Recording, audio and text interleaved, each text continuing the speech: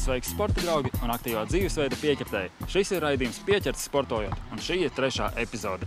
Pirms mēs noskaidrosim, kas tur mētā bumbu grozā, ielūkosimies kādās sacensībās. Sākam, aiziet!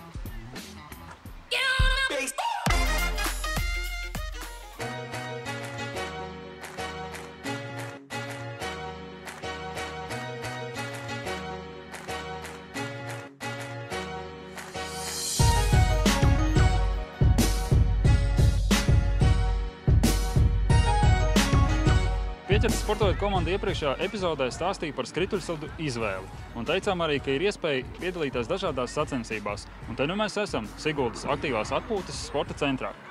Jā. Un blakus ir direktors Jānis Lazdāns, kurš droši pastāstīs par sacensībām, kas tad šeit īsti notiek un ko mēs esam ieraudzījuši. Jā, jūs esat atbraukuši īstajā dienā, kad šeit notiek skrituļošanas sacensības, un šodien mums pat ir tāda interesanta disciplīna, lielākās grupas brauc stundas skrituļojums. Tas ir tāds diezgan labs pārbaudījums, cik ilgi var paskrituļot. Mazākie skrituļo 30 minūtes un paši mazākie 10 minūtes skrituļo. Mums cauru vasaru reizi mēnesī, ceturtdienas vakarā ir kādas sacensības šeit. Dotajā brīdī, šito ceturtdienu ir skrituļošanas sacensības. Jā, mēs esam precīzi īstajā laikā. Īstajā laikā. Ja jūs atbraukt, piemēram, nākamnedēļ, tad jūs trāpīt uz bērnu velo sacensībām ceturtdienas vakarā. Siguldā katru reizi kaut kas notiek, vai ne? Jā, to mēs tā kā gribam iedibināt, ka ceturtdienas vakari šajā sporta bāzē ir kāda sporta aktivitāte. Bet ja tā paskatās kopumā, tad Latvijā tās skrituļošanas sacensības nemaz tik daudz nav. Jā, tā tas ir. Skrituļošanas sacensības ir ļoti maz. Nevar teikt, ka šis sporta veids ir galīgi bērnu autiņos, bet skrituļo īstenībā ļoti daudz cilvēki, bet maz ir to vietu, kur tā brīvi to var darīt. Pa ceļu lāgām mēs nevaram paskrituļot, tur traucē mašīnas. Pa gājēju ceļiņu arī nav lāgā, kur paskrituļot. Tur traucē gājēji? Tur traucē gājēji, jā. Velo ceļiņš, arī it kā varētu, bet var kāds riteņbraucējs patraucēt.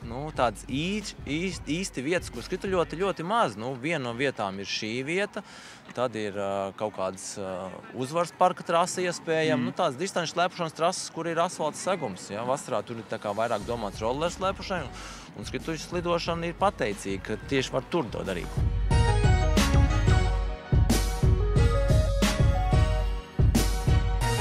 Pieķerts sportojot komanda ir nomedījusi vienu no sacensību uzvarētājiem iepriekšējā posmā, vai ne? Pareizi. Kāds sajūtas? Labas, vienmēr patīkami uzvarēt un saņemt balvas labas. Jā. Šodien arī dosies uzvarēt? Jā, protams. Tā būs bišķi grūtāk, vai ne? Vairāk jābrauc. Bet tā ir mana disciplīna. Tāda īstenības brauciens man labāk patīk nekā sprints, un tad jūtos daudz drošāk, pārliecinošāk. Tas ir vesela stunda trasē. Jā. Grūti nebūs? Nē, nebūs šā. Trasa patīkstama ziemā, daudz slēpoju, tā kā zinu, kā sadalīt spēkus, un domāju, viss būs kārtībā. Lūk, viena skaista grupiņa skrituļotāju, vai ne? Distancē esat jau nostartējuši, vai ne? Jā. Jums tā ir tāds ļoti vienkāršs uzdevums pastāstīt, kas jums patīk šajās sacensībās? Iespēja braukt, pierādīt sevi, pierādīt sev kaut ko, ka es varu, ka es to varu nobraukt un arī salīdzināt ar citiem. Bet man šajās sacensībās patīk tas, ka tev nav noteikti tāpēc jābrauc, tu vienkārši brauc pusstundu. Pastāst, kā sacensības? Ļoti patika. Man ļoti patika, kad bija jābrauc pa kalnu.